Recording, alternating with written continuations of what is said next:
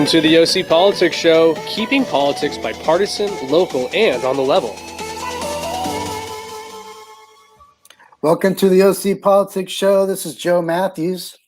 And I'm Todd DeVoe. Todd, elected officials above the law in the midst of an election.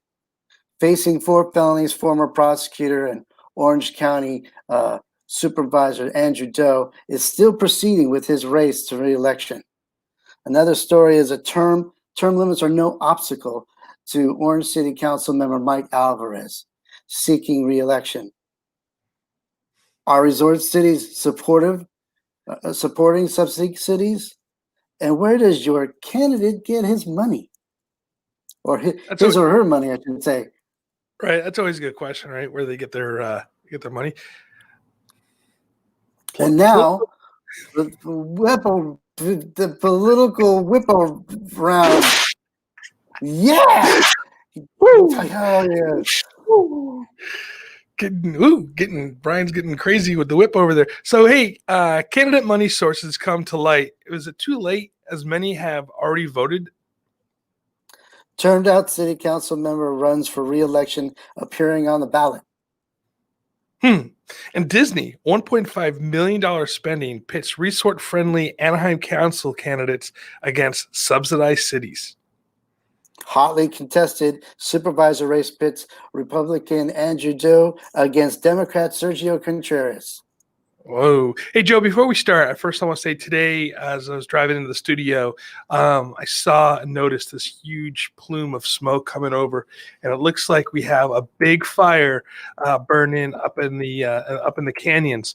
So all the firefighters and police officers and residents that are living up in that area and fighting the fire, hey, stay safe out there, guys. And hey, listen, also, if you hear an evacuation order come, don't second guess it. You know, there's a lot of thought process behind that evacuation, and you know, it's a big fire going on with big winds going on, and I just want to make sure everybody stays safe and no one.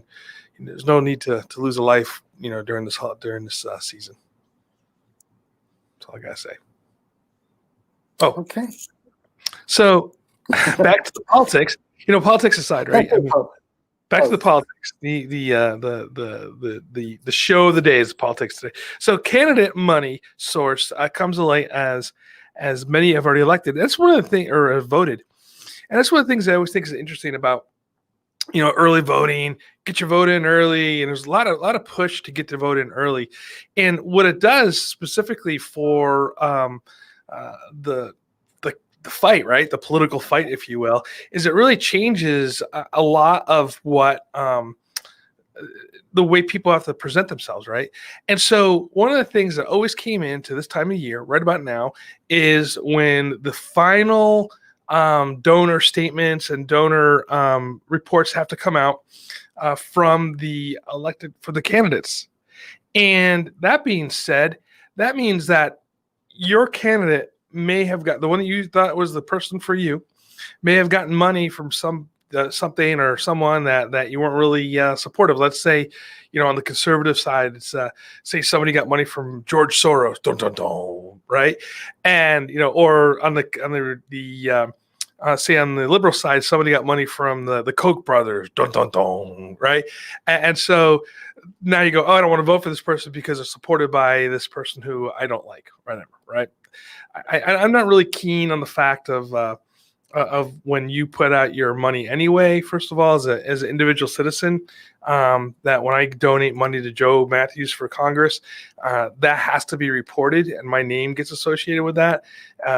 But that's what the laws are anyway, and so that's what it is. And so these now the candidates are their sources of money are coming to light, but people have already voted. And so early voting is good in some cases, but it's bad in others. What do you think, Joe? Well, I think you voting early prevents the I gotcha moments in October and some of the things that would probably make people change their mind at the last minute. It kind of locks them in to, you know, okay, we got you at this moment, and it protects us from any changes that would happen at the last minute, I think. Yeah.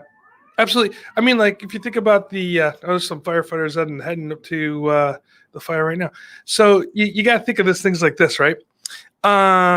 You have in 2016 presidential election, the gotcha moment, which didn't really do much gotcha for it, was when Trump with what was his name, Bush, the dude from the Entertainment Tonight or whatever, the whole I grab her by the hoo-hoo, and that was supposed to be the October surprise for Trump, and nobody seemed to care, I guess, and he still was able to pull it off.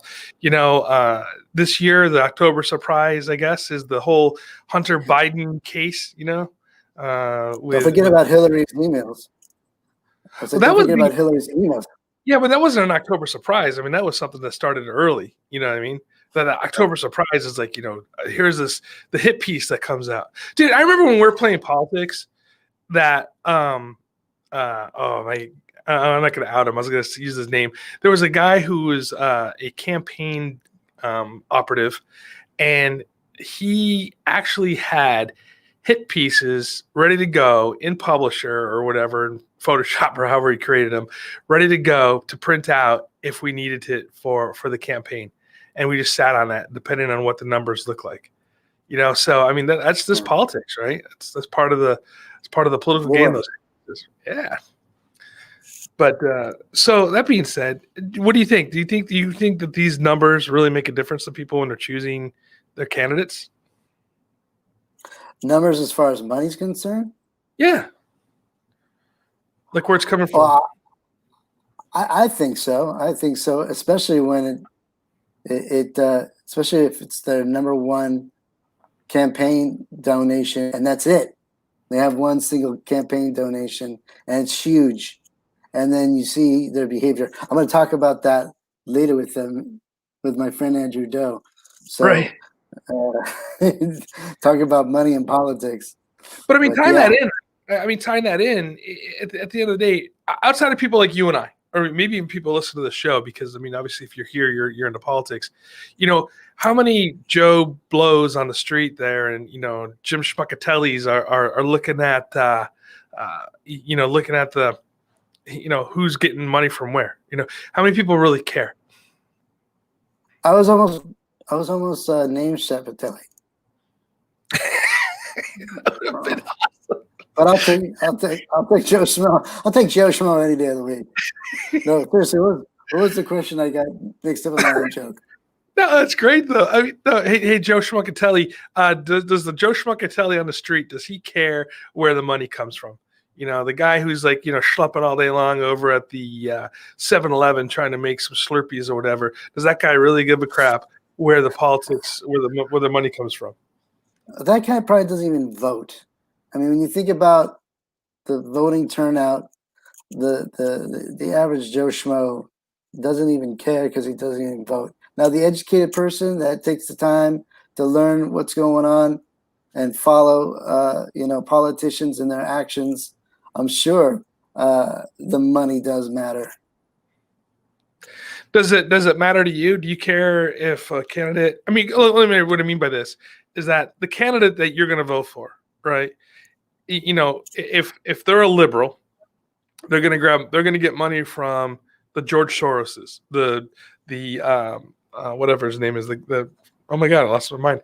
What's the name of the guy? The guy doesn't like Coca-Cola. He outlawed Bloomberg. If Bloomberg is giving you money, right? If that guy's giving you money, that's going to be a liberal candidate, right? We already know this. I think if you're a conservative, you're already going to know that the guy's going to. I mean, does Bloomberg turn you off? I mean, if your candidate is getting funded by Bloomberg, are you like, oh, can't support him now? Bloomberg gave him money.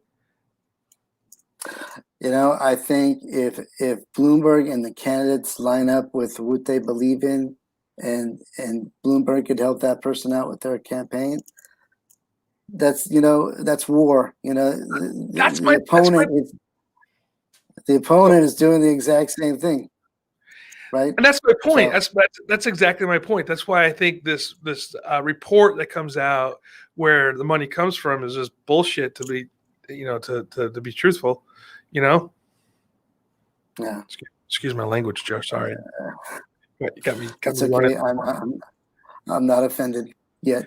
So I think people should be watching out for that kind of reporting anyway, just because it might not be left right.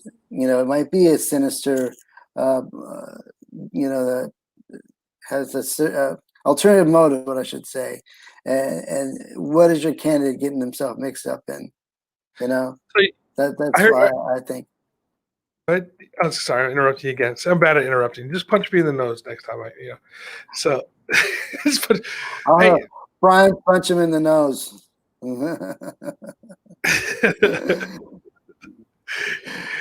Hey, I heard that Joe Biden got some money from Putin. Yeah, that just sounds like a Russian misinformation campaign to me. CNN reported it. It's so funny. That's my point about this stuff anymore. You don't even know what's true, what's fake, what's misinformation, what's true. Yeah, it's just so craziness. Hey, Joe, you know what something though, man? Tell me about this Orange City Councilman who's running, even though he's been termed out. Okay, well, you're a Ben Franklin fan. Mm-hmm. What is that? What is that saying about house guests? I don't recall. That fish and house guests smell after 3 days. Oh yes. That's I think that's Ben Franklin. I thought one of his, and Mr. Councilman Mike Alvarez already served 2 terms, and he thinks he is above the law, and he's actually on the ballot. He's actually on the ballot. And the funny thing is that the city does not object to what he's doing. I think they're afraid. And people are filling out their ballots right now. And so Gary Sheets, he's the top lawyer for the city, and he has not made a comment. He refuses to make a comment. Paul Sitkoff, the city's official spokesman, has declined to talk to this very legal question. Now, normally how it works is that you'd serve for 4 years, you do another 4 years, but then you have to take a break for 4 years before you can return. Right? Mm. This guy is second. He's going to go for his 3rd term in a row, and check it out. This is the reason why. This is his argument. And you tell me, Todd, what's going on in Orange right now that's a big deal in politics? In Orange? That you reported about just last week. Oh my God! Why are you doing this to me this morning, Joe? What are districts? Oh yeah, district. Oh my God! See, this is the problem. This is the problem. Not having enough coffee in the morning, and so district. So yes, Orange, the city of Orange has and most cities are doing this now, and they're breaking up into districts. So there's no longer citywide elections. So right. So I guess technically it is a new political system. So maybe he's trying to. That's exactly what he's using. Because it's exclusively representing a certain section of the city that he should not have to wait a second. He doesn't have to wait it out. It's a whole new ball game to him. That's a fair argument. That's a fair argument, but no one is talking about it. The city doesn't want to talk about it. The lawyer is the only one talking about it, and not even Alvarez is talking about it. No one's talking. That's what the strange thing is. I think it's because they're confused. All right. At the end of the day, it's like when you change things, when you all of a sudden you're changing the rules of the game, midstream right there, then you're going, hey, this is a reset, basically. I don't know what the legal private. I'm not a lawyer, but I'm just thinking, when you reset the game, it seems like everything, all the pieces kept the move. Now, if there's like a mayor position, an elected mayor position, and he was that position, that would be different, right? Because that's a city. That's always going to be citywide, or I don't know how that's set up. But most cities that have districts now have elected mayors. But the law is on city limits is you do your time and then you take a break and then you come back. That's what's written, and Well, he's taking it. There's no, and just in case it turns into districts, you can vote for it. There's not that caveat in the city's even charter. That's why they don't even know what to do, so they just let it go, and they're on the official ballot, and now people are voting. And if he wins, it's gonna set a precedent the city that everyone's gonna want to do. Term limits are gonna be nothing to be taken serious about. Term You limits know, again. I used to be a huge proponent of term limits, right? It's like, okay, let's get fresh blood in, let's rotate it. But what ends up happening is, especially like in like some of the bigger, like say your Senate assemblymen here in California, what ends up happening is this rotation going on. So you know who I know we're talking, Orange County, but I just kind of want to, because Joe and I used to play politics in LA County. So Ridley Thomas, right? You know who that is, Joe, Supervisor. who? Ridley Oh, so Thomas. good. Yeah. Yeah, so he's termed out. So he's going to run for city council in LA City, Yeah. and the guy that's in his district, in the LA City district, is termed out, and he's going to run for Supervisor Thomas's position. So they're just flip flopping spots. Yeah. So we're seeing, so that's the dangers of term limits, because it's not the idea of. Let me put my professor hat on. Right, this is going to be maybe boring for some of you people out there, but here's the deal, right? When we first initially started doing elections, right, the idea was you're supposed to be a part-time legislator, and then you come in, you do the biddings of the community, and then when you're done, you go back to your farm or to your factory or whatever, and you do your work, and then so I mean, like Texas, for instance, they're still a part-time legislature. California was a part-time legislature for the longest time, and then they went pro. I say pro, but they went full time. So I mean, like that was the concept, and that's the idea that we have here in the cities in Orange County, right? You're a city council member, but you have a full time job elsewhere, and you come in on the third Tuesday and fifth Tuesday of the month. To get that, there's no fifth Tuesdays, but that concept, and you do the bidding of the community. It's not a full-time job, but it seems like this is what this is turning into. Doing term limits, at the end of the day, what's it do, right? Then that guy's going to be termed out, and he'll go run, and he'll be he'll run for I guess according School to you. board. Well, you can go to school board, or you can run for Anthony Doe's position, because evidently you don't have to live in your district anymore to run for city. Oh, that's true. You know how much money he raised for this campaign? No. Talk about the money. Just $3,500. That's it. And it's mostly firefighters and car dealerships. And he loaned himself $2,400 so far. So I don't know how much real effort he's put into his own campaign. If he's just making maybe he's just making a point. Maybe he is. Speaking of money, Disney, right? $1.5 million they're spending pits the resort-friendly Anaheim against other cities. So Disney, 2018, pumped $1.5 million into the Anaheim City Council races to help get Mayor Harry Sadu and Councilman Jordan Bateman and Trevor O'Neill elected. So speaking about money, so Disney is pounding money into local $1.5 million into the local city Anaheim City Council races, and that is insane. And this is shortly before the general election that the city council, at the request of Disney, canceled two major subsidies, including $260 million planned luxury hotel subsidy. So is Disney buying Anaheim elections? Well, I think so, because you mentioned 4 city council members, and Anaheim has this little pack of city council members that vote with Sadu on everything, and there's about 2 outsiders, and you learned about this through the Anaheim Angels deal. You found out who was having secret meetings, It takes a third person to put a motion in. I mean, all these tricks just to keep these four people right where they're supposed to be, because they're all yes men for Sadu and for the highest bidder.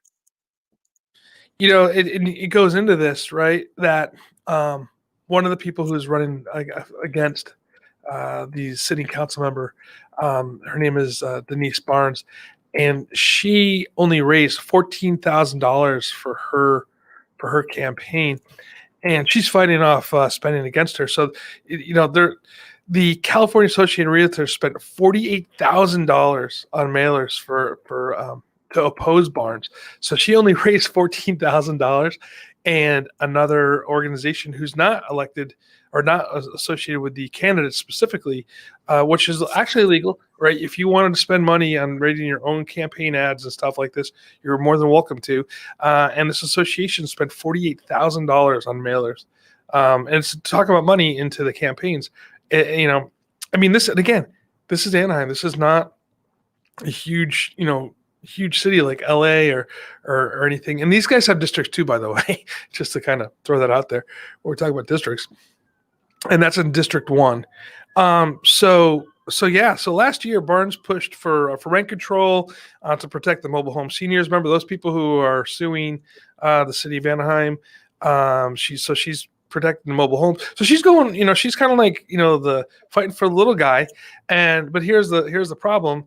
And I say this in colloquially speaking, the problem is that she's only raising $14,000, and the Chamber of Commerce has money. The Realtor Association is putting money out there. The Disneyland is putting money out there. I'm sure the Angels have put money into, or at least the Angels Corporation has put money out there. So I mean, there's a ton of money being spent in Anaheim right now. Yeah, it's crazy. Barnes is on the minority city council, obviously, and that's what the recall too was to do, right? Mm-hmm.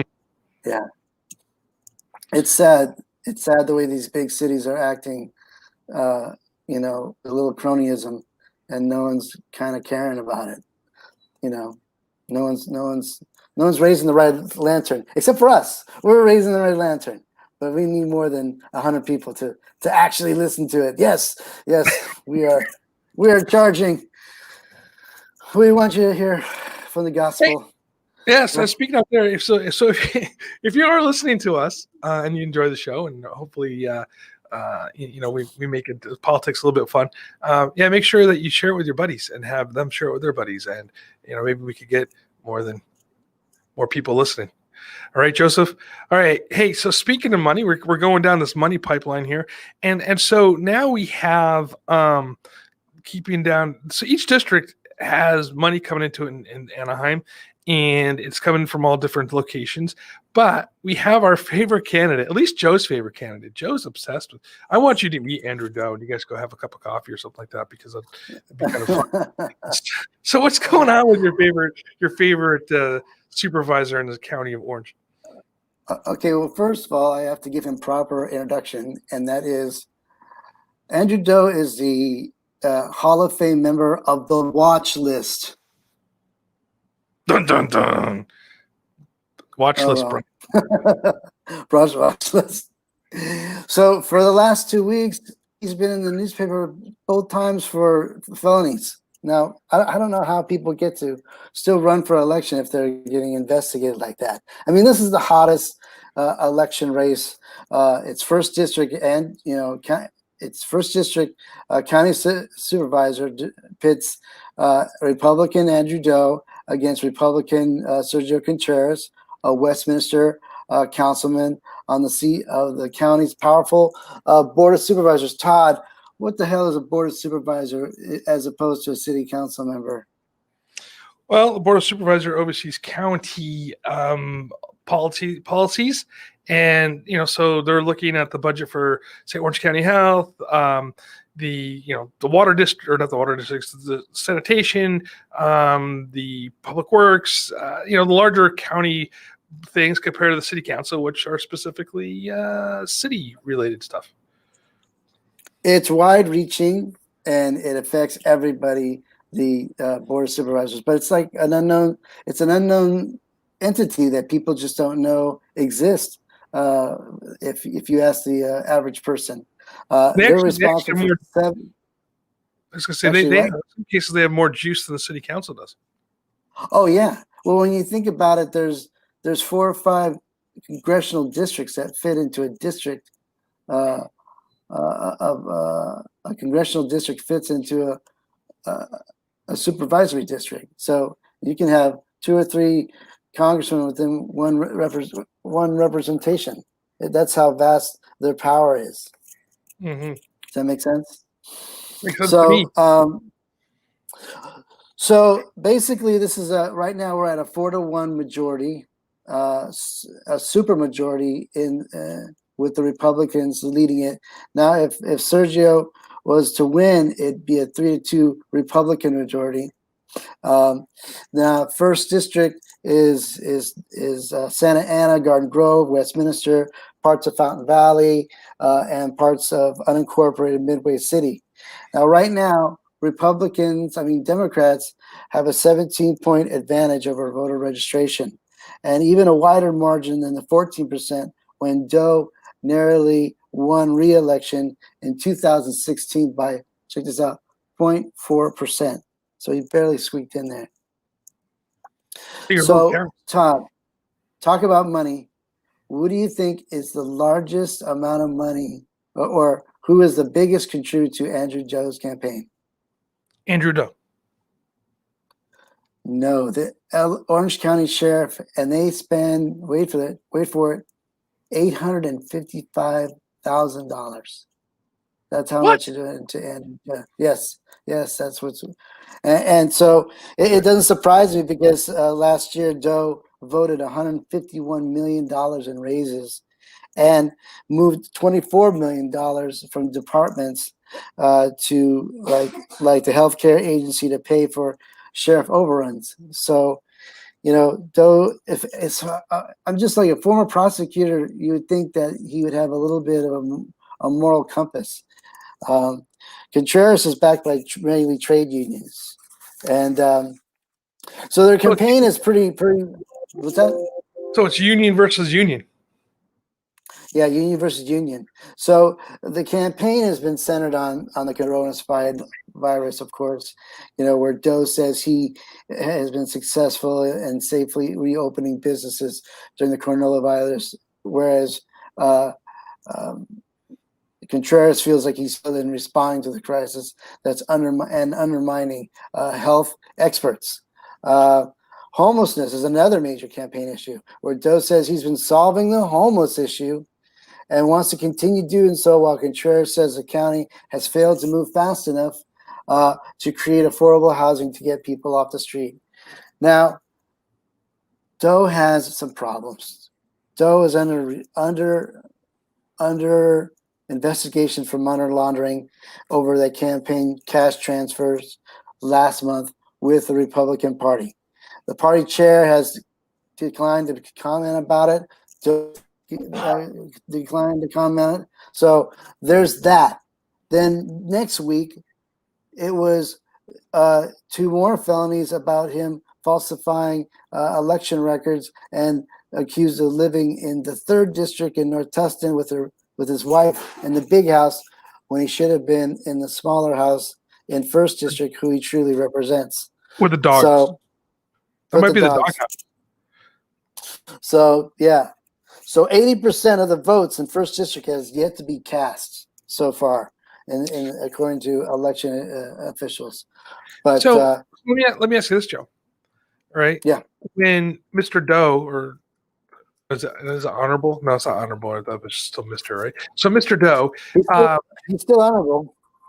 Okay, he's an elected official. So let me ask you this question though. When you have your official residence, let's say this place in Westminster where he gets his mail, right? Because it always seems to be the mail. Does it, and let me put it this way, right? So when you're dating a girl, right, and then the girl moves in with you, but her mail still goes to her parents' house. Is she living there with you, or is she living at her parents' house? Depends if we're fighting or not. So, and then, or is she on the lease or not? So I mean, I always it's a semantics game, right? I know probably officially he's probably living in Tustin, but if he legally lives in Westminster, is there because I mean there are people that I could tell you right now who are very powerful in Congress who do not live in the district that they represent. Yeah. Well, he got popped on this during the last election cycle through Tony Rackakis, and he was found innocent. But this was different. This time they actually had a car out in front of the house watching and watching and watching and watching. And Yep. and then they refiled. So this time he might have a little harder time convincing people that he has a nice home in first district as opposed to third. Producer Brian, are you there? We need a dun dun dun because we're keeping Andrew Doe on the watch list. Watch this Hall of Fame. The Hall of Fame. The watch list. So we're going to have 2 watch lists now. Well, no, we have the watch list Hall of Fame, which that. Yeah. Yes, I love that sound. It's almost like the exciting sound of like in the Halloween time and everything like that. So anyway, hey, speaking of Halloween, Joseph, and I know it's a little twist into things. Do you have any huge plans for Halloween? I don't even know if we're allowed to even trick or treat. They were saying that trick or treating is kind of not allowed. So I don't know. We might just shut off the porch light and hopefully people just go by. Because I got successful. I have people in my family. That are successful, but susceptible to susceptible. Yeah, that's what I meant to say. I got family members. Are you speaking English? Yeah, susceptible. There you go. Okay. That's the word. So one gets pneumonia all the time, and the other one has asthma. So we always have to watch the old cornets, the virus coming in and creeping in no matter what. So we're hunkering down here mainly. Happy Thanksgiving. Happy Halloween. I think Thanksgiving's canceled too. Well, okay, yeah. Well, I was gonna say because that's the big thing for Halloween. There are some drive-through. If you are looking for places to do, there's drive-through Halloween things going on for the kids. They can drive through, still get some candy from clean people, I suppose. And and so there's that. So Joe, we're here at the end of our show. I know we are having a good time, good conversation, and I want to thank everyone for being with us today. I want to thank my co-host, Joe Matthews, for spending the day with us, and producer Brian, Sitch Radio. And don't forget to follow us on Facebook, YouTube, whatever else are out there on Twitter, and your favorite podcast player. Until next week, see you later.